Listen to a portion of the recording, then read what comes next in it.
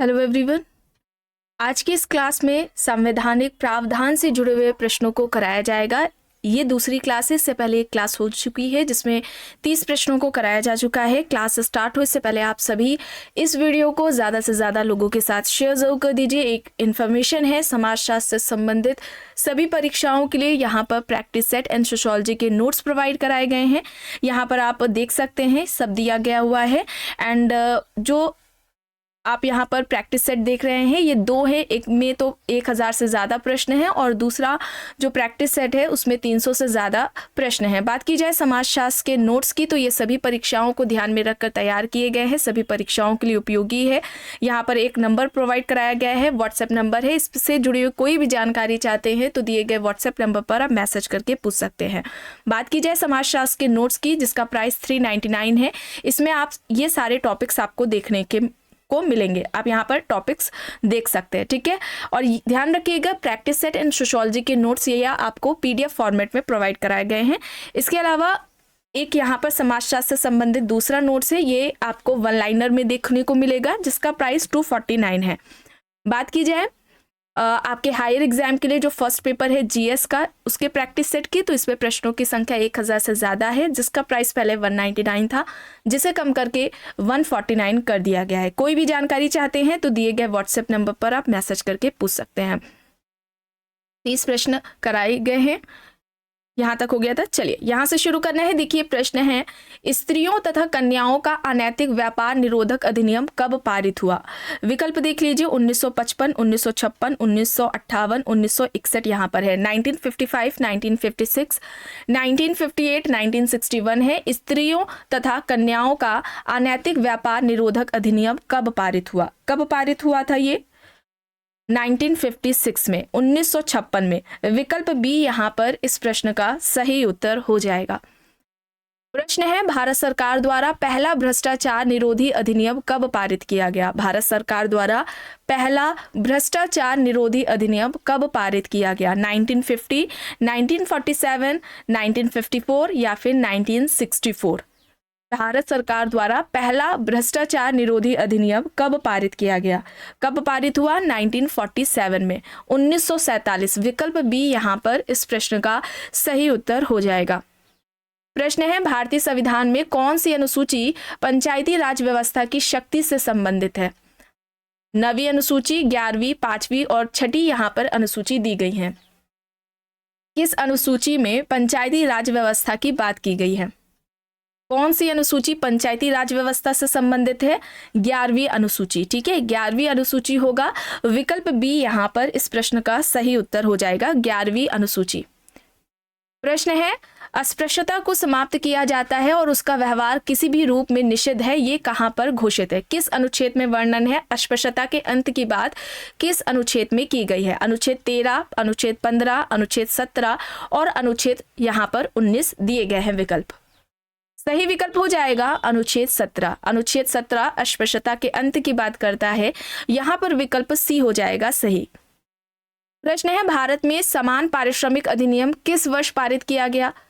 1976, 1977, 1981, 1973। भारत में समान पारिश्रमिक अधिनियम किस वर्ष पारित किया गया? सही विकल्प यहाँ पर हो जाएगा 1976, ठीक है, 1976 होगा। विकल्प ए यहाँ पर इस प्रश्न का सही उत्तर हो जाएगा। समान पारिश्रमिक अधिनियम 1976 में पारित किया गया था। प्रश्न है, अनुसूचित जातियों तथा अनुसूचित जनजातियों की शिक्षा तथा आर्थिक हितों की रक्षा के लिए भारतीय संविधान के किस अनुच्छेद में इसका उल्लेख है? अनुच्छेद यहाँ पर देख सकते हैं आप 43, 44, 45, 46 है। अनुसूचित जाति तथा अनुसूचित जनजातियों की शिक्षा तथा आर्थिक हितों की रक्षा के लिए भारतीय संविधान के किस अनुच्छेद में इसका वर्णन किया गया है? अनुच्छेद 46 होगा। विकल्प डी यहाँ पर इस प्रश्न का सही उत्तर हो जाएगा, ठीक है, विकल्प डी 46, अनुच्छेद 46 यहाँ पर सही है। प्रश्न है, भारतीय संसद द्वारा 1992 में पंचायती राज बिल को स्वीकार किया गया था, किस संशोधन के रूप में? 70वें संविधान संशोधन, 73वें संविधान संशोधन, 74वें संविधान संशोधन या फिर 68वें संविधान संशोधन में? यहाँ पर सही विकल्प होगा 73वां संविधान संशोधन था, पंचायती राज व्यवस्था से संबंधित। ठीक है, विकल्प बी यहाँ पर सही हो जाएगा। 74वां संविधान संशोधन किससे संबंधित है ये आपको कमेंट बॉक्स में बताना है। चलिए अब यहाँ पर देखिए प्रश्न है, भारतीय संविधान के 73वें संशोधन द्वारा नवगठित पंचायतों में महिलाओं को कितना प्रतिशत आरक्षण दिया गया है? 20%, 27%, 30% या फिर 33%। भारतीय संविधान के 73वें संशोधन द्वारा नवगठित पंचायतों में महिलाओं को कितना प्रतिशत आरक्षण दिया गया है? सही उत्तर यहाँ पर होगा विकल्प डी 33%। ठीक है, 33% होगा, यहाँ पर डी सही हो जाएगा।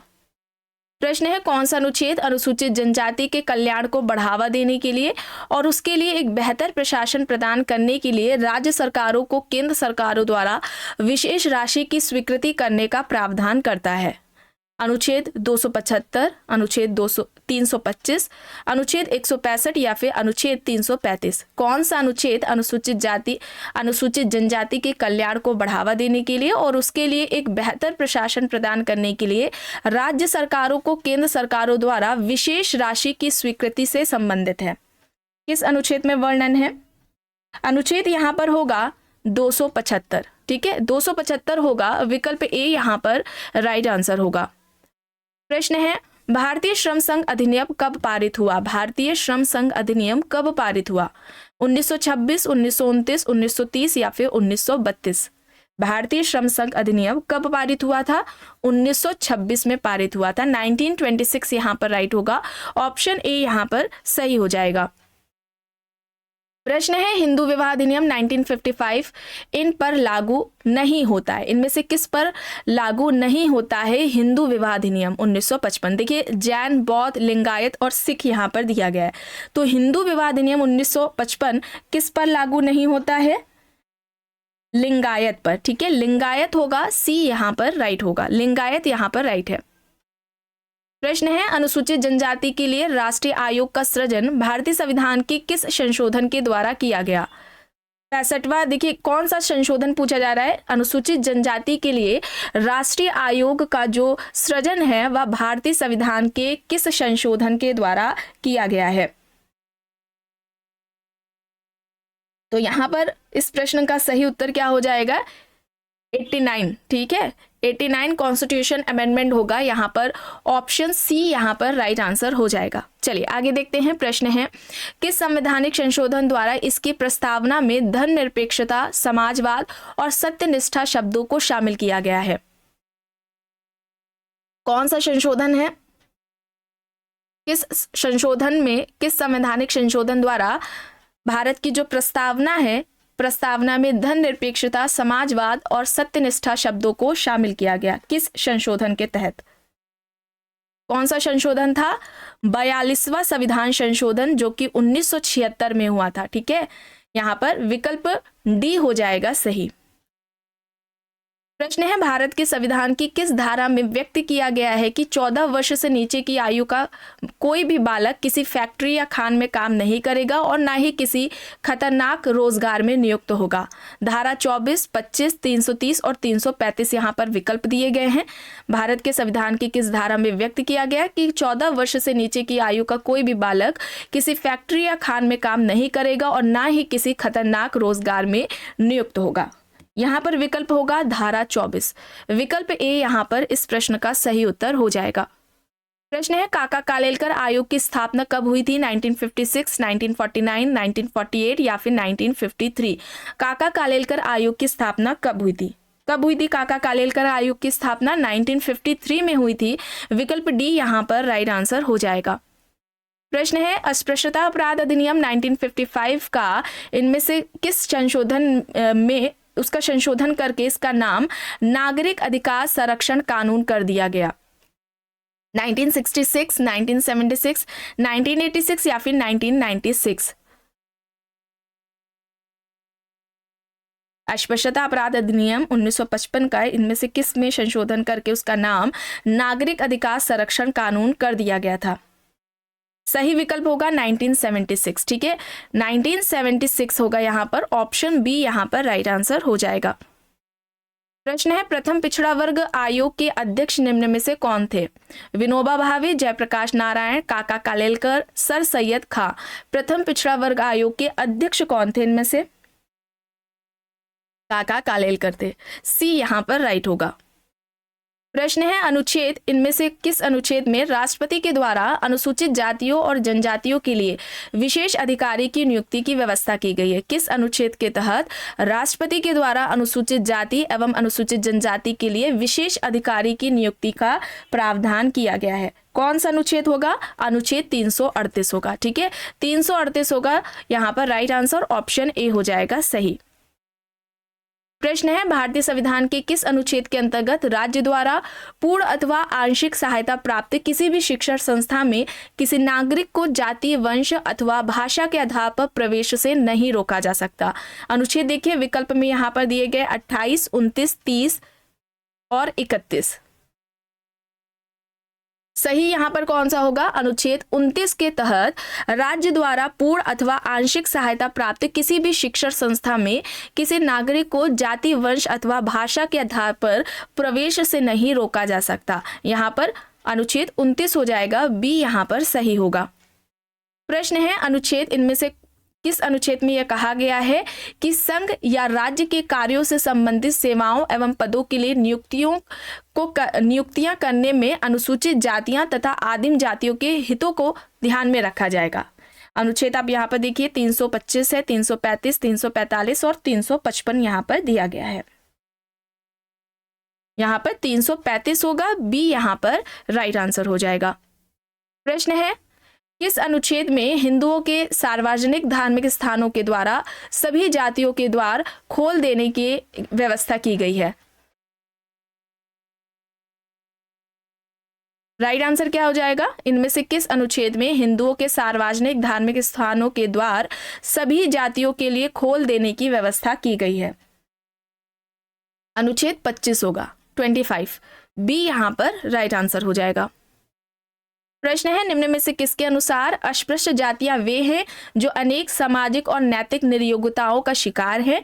इनमें से अनेक निर्योग्यताएं उच्च जातियों द्वारा परंपरागत तौर पर निर्धारित और सामाजिक तौर पर लागू की गई है। विकल्प देख लीजिए, डीएन मजूमदार, मनु घुरिये, रिजले यहाँ पर दिए गए। इनमें से किसके अनुसार अस्पृश्य जातियां वे हैं जो अनेक सामाजिक और नैतिक निर्योग्यताओं का शिकार हैं? इनमें से अनेक निर्योग्यताएं उच्च जातियों द्वारा परंपरागत तौर पर निर्धारित और सामाजिक तौर पर लागू की गई हैं। कौन सा अनुच्छेद होगा? यहाँ पर कौन सा विकल्प सही होगा? किसके द्वारा यह बात कही गई है? डीएन मजूमदार। ठीक है, डीएन मजूमदार के द्वारा यह बात कही गई है। विकल्प ए यहाँ पर इस प्रश्न का सही उत्तर हो जाएगा। प्रश्न है निम्न में से किसके अनुसार पवित्रता का विचार चाहे वह व्यवसाय या संस्कार संबंधी हो जो कि जाति की उत्पत्ति का कारण माना जाता है, अस्पृश्यता के विचार और आचरण की आत्मा है? विकल्प देख लीजिए, मैडजन, अंबेडकर, घुरिये, बर्गल यहाँ पर दिए गए हैं। इनमें से किसके अनुसार पवित्रता का विचार चाहे वह व्यवसाय या संस्कार संबंधी हो जो कि जाति की उत्पत्ति का कारण माना जाता है, अस्पृश्यता के विचार और आचरण की आत्मा है? यहाँ पर सही होगा घुरिये। ठीक है, जीएस घुरिये होगा। विकल्प सही यहाँ पर विकल्प सी हो जाएगा सही। ठीक है, ऑप्शन सी यहाँ पर राइट है। प्रश्न है किसने प्रतिलोम विभाग को ही अस्पृश्यता की उत्पत्ति का कारण माना? इनमें से किसने प्रतिलोम विभाग को अस्पृश्यता की उत्पत्ति का कारण माना है? कूले, मनु, लिंटन, वेबर यहाँ पर विकल्प दिए गए हैं। इनमें से किसने अस्पृश्यता विभाग को इनमें से किसने प्रतिलोम विभाग को अस्पृश्यता की उत्पत्ति का कारण माना है? यहाँ पर राइट आंसर क्या होगा? राइट आंसर मनु होगा। ठीक है, मनु होगा। विकल्प बी यहाँ पर सही हो जाएगा। मनु ने प्रतिलोम विवाह को अस्पृश्यता की उत्पत्ति का कारण माना था। प्रश्न है अनैतिक व्यापार निवारण अधिनियम किस वर्ष पारित हुआ था? किस वर्ष अनैतिक व्यापार निवारण अधिनियम पारित हुआ? कब पारित हुआ था? 1956, 1956 में। ठीक है, 1956 सही होगा। अनैतिक व्यापार निवारण अधिनियम 1956 में पारित हुआ था। ऑप्शन ए यहाँ पर राइट है। प्रश्न है अनुसूचित जातियों और अनुसूचित जनजातियों के लिए क्रमशः लोकसभा में कितनी सीटें सुरक्षित होती हैं? यहाँ पर क्या होगा? देखिए, अनुसूचित जातियों और जनजातियों के लिए पूछा जा रहा है लोकसभा में कितने सीटें सुरक्षित की गई हैं। सही विकल्प यहाँ पर क्या होगा, विकल्प डी हो जाएगा। ठीक है, विकल्प डी यहाँ पर राइट आंसर हो जाएगा। अनुसूचित लोकसभा में अनुसूचित जातियों के लिए 79 है और अनुसूचित जनजातियों के लिए लोकसभा में 41 है। विकल्प डी यहाँ पर राइट होगा। प्रश्न है, जनजातियों के संवैधानिक हितों की जांच का जिम्मेदार उच्चतम सरकारी अधिकारी होता है। इनमें से कौन होगा, जनजाति विकास अधिकारी, अनुसूचित जाति व अनुसूचित जनजाति आयुक्त, जनजाति कल्याण अधिकारी या फिर जनजाति प्रशासक। जनजातियों के संवैधानिक हितों की जांच का जिम्मेदार उच्चतम सरकारी अधिकारी इनमें से कौन होगा, कौन होता है, अनुसूचित जाति और अनुसूचित जनजाति आयुक्त। विकल्प बी होगा। ठीक है, अनुसूचित जाति और अनुसूचित जनजाति आयुक्त होता है। विकल्प बी यहाँ पर सही हो जाएगा। 338 में इसका वर्णन है। चलिए आगे देखते हैं, ये अनुच्छेद की बात हो रही है। अनुच्छेद 338 में इसका वर्णन किया गया था, राष्ट्रपति नियुक्त करता है। देखिए प्रश्न है, भारत में अनुसूचित जनजातियों को सरकारी सेवाओं में कितने प्रतिशत आरक्षण निर्धारित है। कितने प्रतिशत आरक्षण की बात की गई है अनुसूचित जनजातियों को सरकारी नौकरियों में? 7.5%। ठीक है, 7.5% है। प्रश्न है, भारतीय संविधान के किस अनुच्छेद के अंतर्गत किसी आदिवासी समुदाय को अनुसूचित जनजाति के रूप में घोषित किया जा सकता है?